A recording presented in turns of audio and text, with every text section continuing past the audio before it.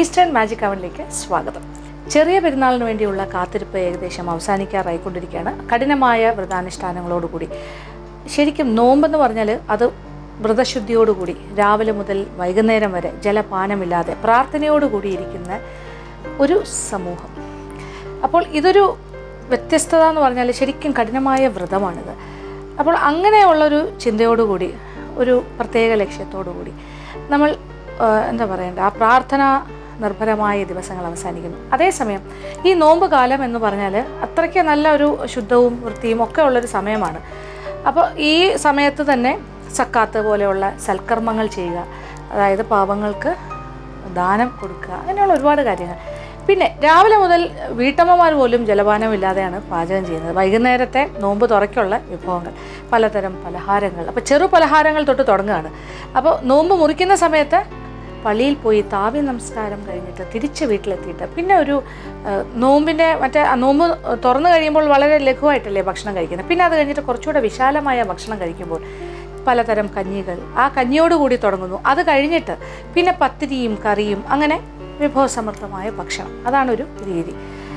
അപ്പോൾ ഇവിടെ ഏറ്റവും പ്രധാനം എന്ന് പറഞ്ഞാൽ പലതരം കഞ്ഞി കഴിക്കുക എന്നുള്ളതാണ്. അപ്പോൾ ഒരു ദിവസം മുഴുവൻ രാവിലെ മുതൽ ഇങ്ങനെ ഒരു ഭക്ഷണവും കഴിക്കാണ്ട് ജലപാനം പോലും ഇല്ലാണ്ടിരിക്കുന്ന ആൾക്കാരാണ്. അപ്പോൾ പെട്ടെന്ന് ഒരുപാട് ഭക്ഷണം കഴിക്കാക്കില്ല. അപ്പോൾ വളരെ ലൈറ്റായിട്ടാണ് ഭക്ഷണം കഴിച്ചു തുടങ്ങുന്നത്. അപ്പോൾ ഒരു നാരങ്ങ വെള്ളം കൊണ്ടായിരിക്കും തുടങ്ങുന്നത് ഒരു പക്ഷേ ആ ഒരു വ്രതം മുറിക്കൽ, ആ ഒരു ചടങ്ങ്. അത് കഴിഞ്ഞിട്ട് നോമ്പ് തുറക്കുന്നത് അങ്ങനെയാണ്. പിന്നെ അത് കഴിഞ്ഞിട്ട് ഇങ്ങനെ പത്തിരിയും കറിയും ഒക്കെ കഴിക്കുന്ന ഒരു സമയം, ആ സമയം പലതരം കഞ്ഞികൾ കുടിക്കാറുണ്ട്.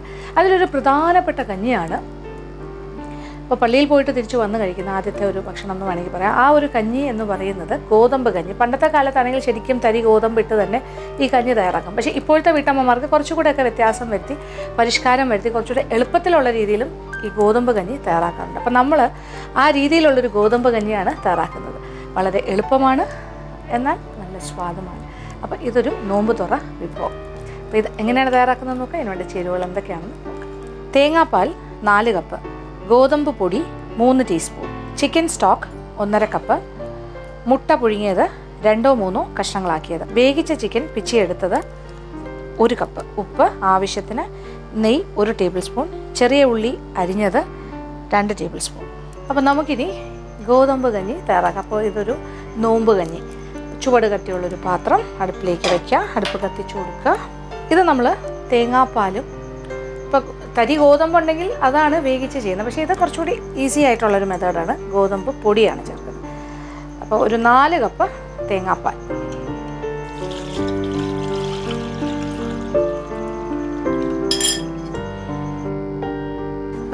തേങ്ങാപ്പാലിലേക്ക് നമ്മളൊരു 3 ടീസ്പൂൺ ഗോതമ്പ് മാവാണ്, ഗോതമ്പിൻ്റെ പൊടി. നമ്മൾ വേറൊരു പാത്രം ഇച്ചിരി തേങ്ങാപ്പാൽ ബാക്കി വെച്ചിട്ടുണ്ട് അതിലൊന്ന് മിക്സ് ചെയ്തിട്ട് 3 ടീസ്പൂൺ ഗോതമ്പ് മാവ്. അപ്പം അതിൻ്റെ അളവെല്ലാം കുറച്ചുകൂടെ വേണമെങ്കിൽ കൂട്ടുകയോ കുറയ്ക്കുകയൊക്കെ ചെയ്യാം. നമുക്ക് എത്രത്തോളം നെടുകിയ, ഇതൊരു സൂപ്പ് പോലെ ഇരിക്കുന്നൊരു കഞ്ഞിയാണ്. അതുകൊണ്ട് തന്നെ നമുക്കതിൻ്റെ പാകം, എത്ര കുറുകൽ വേണം അല്ലെങ്കിൽ എത്ര, കുറച്ച് നെടുകിയിരിക്കുന്നത് തന്നെയാണ് നല്ലത്. അതിനനുസരിച്ചിട്ടാണ് ഗോതമ്പ് മാവ് ചേർക്കുന്നത്.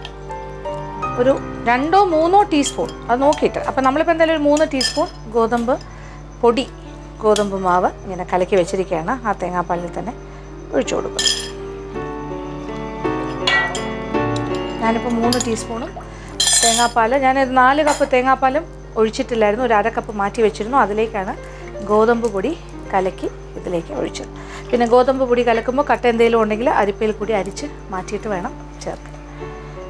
ഇനി ഒന്നിച്ച് തിളയ്ക്കട്ടെ. അപ്പോൾ ഗോതമ്പ് പൊടി കലക്കിയ തേങ്ങാപ്പാൽ നല്ലൊരു തിള വരണം. നന്നായി തിളച്ച് കഴിഞ്ഞിട്ട് നമ്മൾ ബാക്കി കാര്യങ്ങളെല്ലാം ചേർക്കും. അപ്പോൾ ഇനി ബാക്കി കാര്യങ്ങൾ എന്ന് പറഞ്ഞാൽ കുറച്ച് കാര്യങ്ങളേ ഉള്ളൂ. ഒന്ന് ചിക്കൻ്റെ സ്റ്റോക്കാണ്. അപ്പോൾ ചിക്കൻ പല വിഭവങ്ങൾ, ഇപ്പോൾ നോമ്പ് തുറന്നു കഴിഞ്ഞാൽ രാത്രി കഴിക്കാനുള്ള പ്രധാനപ്പെട്ട വിഭവങ്ങളൊക്കെ ഉണ്ടാക്കുമ്പോൾ അതിനെന്തായാലും കോഴിയൊക്കെ വേണമല്ലോ. അപ്പോൾ അതിൻ്റെ വേണ്ടാത്ത കഷ്ണങ്ങളൊക്കെ ഉണ്ടാവും അല്ലേ, കഴുത്ത്, കൈയുടെ ഭാഗം, അങ്ങനെയൊക്കെ. അതെല്ലാം കൂടി ചേർത്തിട്ട് നന്നായിട്ട് തിളപ്പിച്ചെടുത്ത് കഴിഞ്ഞാൽ സ്റ്റോക്ക് കിട്ടും. ആ സ്റ്റോക്ക് നമ്മൾ ഏകദേശം ഒരു 1-1.5 കപ്പ് എടുത്ത് വയ്ക്കുക. പ്ലസ് ആ സ്റ്റോക്ക്, പിന്നെ ഈ ചെറിയ പീസ് ചിക്കൻ്റെയൊക്കെ അങ്ങനത്തെ എല്ല് കഷ്ണങ്ങളിൽ നിന്നും പിച്ചിയെടുത്ത ചിക്കൻ്റെ പീസസ്, അതെല്ലാം കൂടി ഒരു കപ്പോളം എടുത്ത് വയ്ക്കുക. പിന്നെ ഒരു 2, 3, 4 മുട്ട, അത് ഓരോരുത്തരുടെ ഇഷ്ടത്തിനനുസരിച്ച് പുഴുങ്ങിയ മുട്ട ചെറിയ പീസസ് ആയിട്ട് മുറിച്ച് വയ്ക്കുക. ഉപ്പ് ആവശ്യത്തിന് വേണം. ഇങ്ങനെയുള്ള കാര്യങ്ങളൊക്കെയാണ് നമ്മുടെ ഗോതമ്പ് കഞ്ഞി എന്ന് പറയുന്ന ഈ ഒരു നോമ്പ് കഞ്ഞിയിൽ ചേർക്കേണ്ടത്. ഇതൊരു തിള വരണം, തേങ്ങാപ്പാലും ഗോതമ്പ് മാവും കൂടിയുള്ള ഈ മിശ്രിതത്തിന്.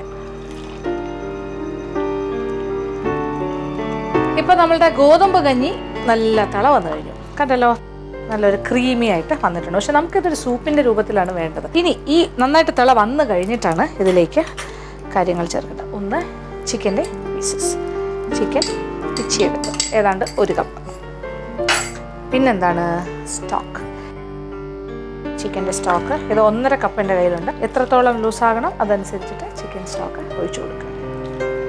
ഇനി ഇതിലൊരു പ്രധാന കാര്യം എന്ന് പറഞ്ഞാൽ ഉപ്പ്. നമ്മൾ ഉപ്പ് ചേർത്തിട്ടില്ല, കുറച്ച് ഉപ്പും കൂടി ചേർക്കാം. ഇതൊന്നുകൂടി ഒന്ന് തിളയ്ക്കട്ടെ.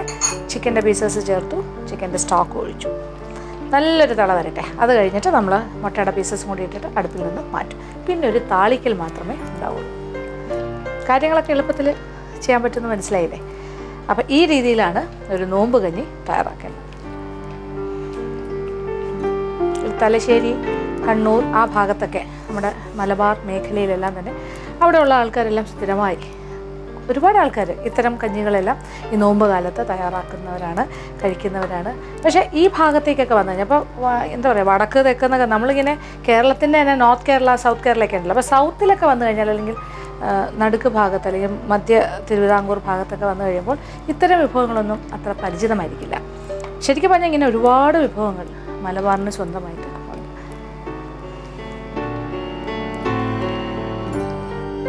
അപ്പോൾ ഇതൊരു നല്ലൊരു തിള വരട്ടെ, അതുവരെ വെയിറ്റ് ചെയ്യുക. ഒരു ഷോർട്ട് മാജിക്.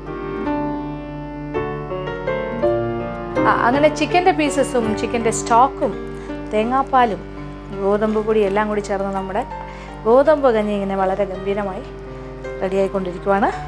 നല്ലൊരു തിളയൊക്കെ വന്നു കഴിഞ്ഞു. ഇനി വേറൊന്നും ചെയ്യാനില്ല. നമ്മളിതിലേക്ക് മുട്ടയുടെ പീസസ്, പുഴുങ്ങി വെച്ചിരിക്കുന്ന മുട്ട കഷ്ണങ്ങളാക്കി, അതൊക്കെ എത്ര എണ്ണം വേണമെങ്കിലും ചേർക്കാം, അത് ഓരോരുത്തരുടെ ഇഷ്ടമാണ്. കഴിക്കുമ്പോൾ അതും കൂടി കടിക്കാനായിട്ട് കിട്ടും. ചിക്കൻ്റെ പീസസിനോടൊപ്പം തന്നെ മുട്ടയുടെ പീസസും കൂടി. ഇനി നമ്മൾ താളിക്കലുണ്ടല്ലോ, അതുകൊണ്ട് നമുക്ക് പാത്രം അടുപ്പിൽ നിന്ന് പുറത്തേക്ക് മാറ്റാം.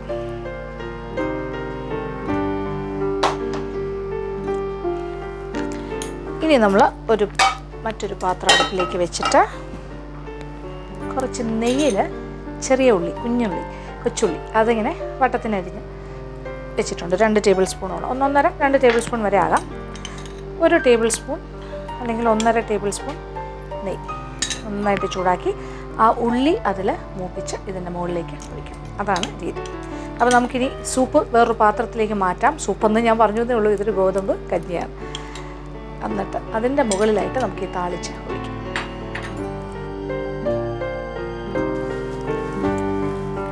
അപ്പോൾ നെയ്യ് നല്ല ചൂടായി. ഇനി ഇതിലേക്ക് ചെറിയ ഉള്ളി അരിഞ്ഞത്, ഇത് 1-2 ടേബിൾ സ്പൂൺ അല്ലെങ്കിൽ 1.5 ടേബിൾ സ്പൂൺ, അത് ഇഷ്ടത്തിനനുസരിച്ച്. ഇത് ശരിക്കും നെയ്യിൽ ചെറിയ ഉള്ളി വറുത്തിട്ടാൽ നല്ല സ്വാദും നല്ല മണവുമാണ്. അപ്പോൾ അതുകൊണ്ടാണ് അത് എത്ര അളവ് ഓരോരുത്തർക്കും നിശ്ചയിക്കാം. അപ്പോൾ കൊച്ചുള്ളി പാകത്തിന് മൂത്ത് കഴിഞ്ഞൊരു ഗോൾഡൻ ബ്രൗൺ കളർ, അതാണ് വേണ്ടത്. ലൈറ്റായിട്ട് ചെറുതായിട്ടൊരു സ്വർണ്ണ നിറം ഞാൻ നെയ്യോടുകൂടി തന്നെ നമ്മൾ ഒഴിക്കുക.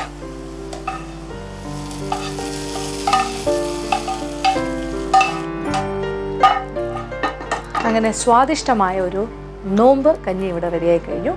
അങ്ങനെ ഗോതമ്പ് കഞ്ഞി എളുപ്പത്തിൽ ചെയ്യാവുന്നത്. അപ്പോൾ ഇതൊരു നോമ്പ് കാല വിഭവം.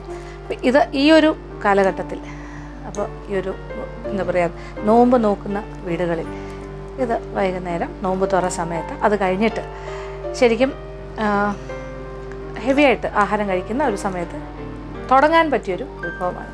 ഇതോടുകൂടി തുടങ്ങുന്നു. അത് കഴിഞ്ഞിട്ട് പിന്നെ പത്തിരിയും ഇറച്ചിയും മറ്റു കാര്യങ്ങളുമൊക്കെ കഴിക്കാൻ സാധിക്കും. ഇങ്ങനെയാണ് മലബാർ മേഖലയിലെല്ലാം പല വീടുകളിലും നോമ്പ് തുറയ്ക്ക് വിഭവങ്ങൾ തയ്യാറാക്കുന്നത്. അപ്പോൾ ഒരു കാര്യം കണ്ടു കഴിഞ്ഞു.